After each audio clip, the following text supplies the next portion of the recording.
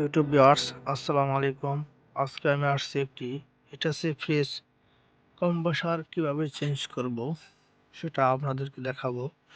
যদি আমাদের চ্যানেলে নতুন ভিউয়ার্স হয়ে থাকেন অবশ্যই চ্যানেলটি সাবস্ক্রাইব করবেন এবং পাশে থাকা বেল আইকনটি বাজিয়ে দিবেন পরবর্তী ভিডিও পাওয়ার জন্য। এখানে কম্প্রেসারটি জাম হয়ে গেছে, তো এটা এই কম্প্রেসারটি আমরা চেঞ্জ করব। আমি আগে চেক দিয়ে নিয়েছিলাম। আমি এখন প্রথমেই ওভারলোড এবং রিলে খুলে নেব। এটা হচ্ছে রিলে, এটা রিলে, এইটা হচ্ছে ওভারলোড।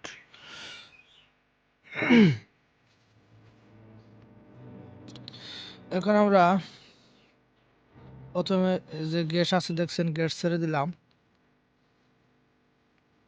গ্যাস, হ্যাঁ, পুরোপুরি গ্যাস চলে গেছে, একটু একটু আছে হয়তো। এখন আমরা টিউব কাটার দিয়ে সাকশন লাইনটা কেটে নিব।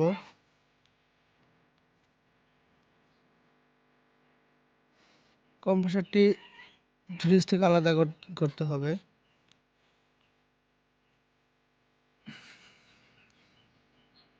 এটা হচ্ছে কন্ডেন্সার লাইন,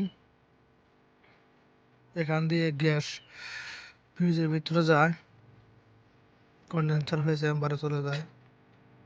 এটা আমরা কেটে নিলাম।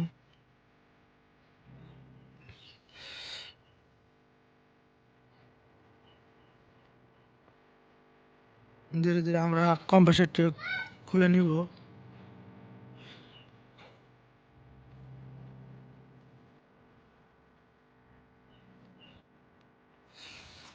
কম্প্রেসারটি আমরা আলাদা করে নিলাম। যেহেতু ফ্রিজটি অনেক দিনের বয়স অনেক হয়ে গেছে, 14-15 বছর বয়স হয়ে গেছে, এখন আমরা এটার স্টেনারটাও পাল্টে নেব। কারণ স্টেনারটার ভিতরে হয়তো অনেক ময়লা জমে গেছে, নতুন একটা স্টেনার লাগিয়ে দিব। আমরা এখন স্টেনারে কেবলের টিউব লাগাবো।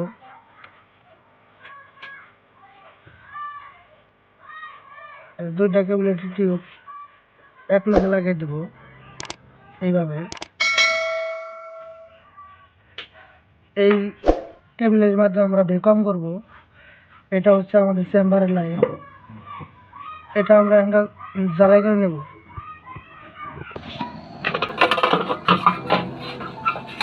ওয়েল্ডিং করার সময় পিছনে টিন জাতীয় কিছু দিতে হবে যেন অন্য কিছু না তাপ লাগে।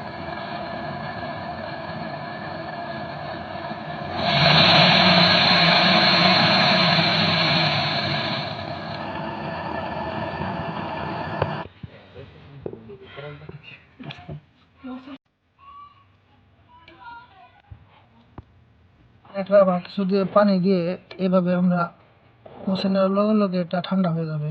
এখন দেখবো এই জায়গায় লিক আছে নাকি, জ্বালা ঠিক হয়েছে নাকি। এই যে পরিপূর্ণ জ্বালা হয়েছে, কোনো লিক নেই।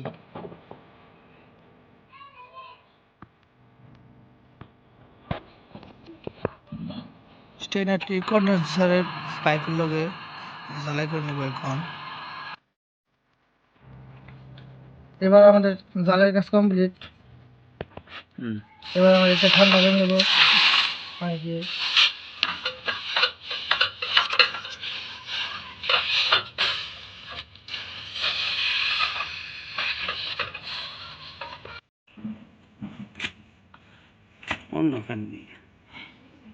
এখন কম্প্রেসারটি আমরা সতর্কতার সাথে ভালোভাবে বসিয়ে নেব।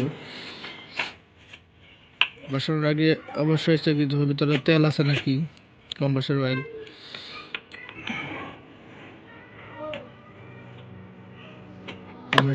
কম্প্রেসারটি চেঞ্জ করার পর একটা আমরা লাট লাগিয়ে নেব ভালো করে।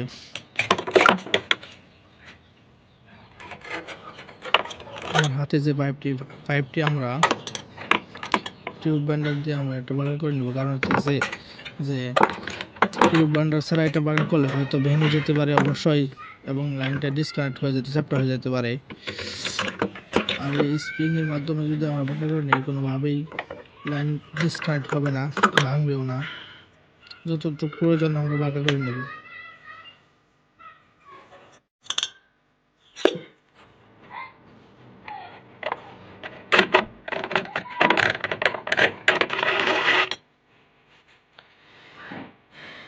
আমরা এটা অতি সহজে আমরা বাঁকা করে নিলাম। এখন এটা ভিতরে ঢুকাই দিব আমরা। এটা কন্ডেন্সারের পাইপ। এটা ভালোভাবে ঝালাই করে নিব।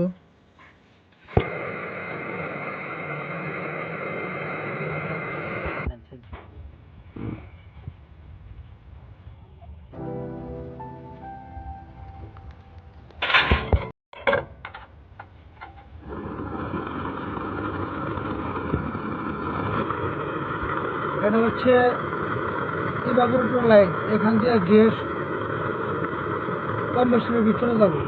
অনেকেই আমরা এটাকে সাকশন লাইন বলেও থাকি।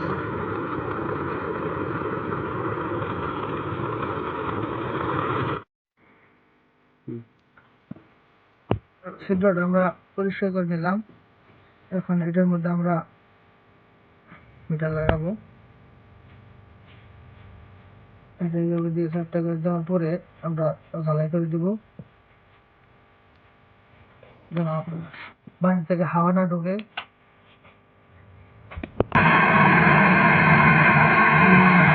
এটা হচ্ছে রিলে, আর এটা হচ্ছে ওভারলোড।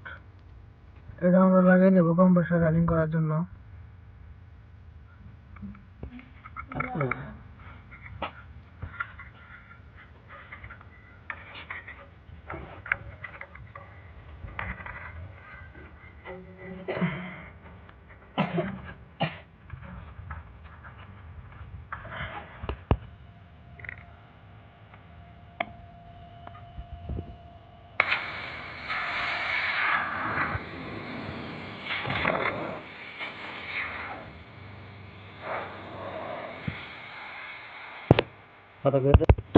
এই যে আমাদের কম্প্রেসর এখন চলতেছে রানিংয়ে, নতুন কম্প্রেসর।